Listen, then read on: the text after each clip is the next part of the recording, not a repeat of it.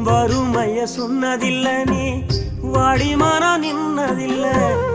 எதையுமே தனக்குன்னு நீ இதுவரை என்னதில்ல சொத்து சுகம் வந்ததில்ல ஒரு சொந்த அள்ளி தந்ததில்ல எத்தனையோ துன்பத்திலும் நீ யாரையுமே நுந்ததில்ல உழைச்சி உழைச்சி நீ ஓடான எழுத படிக்க நீ ஏடான நேர்ம வழி போகும் தேரான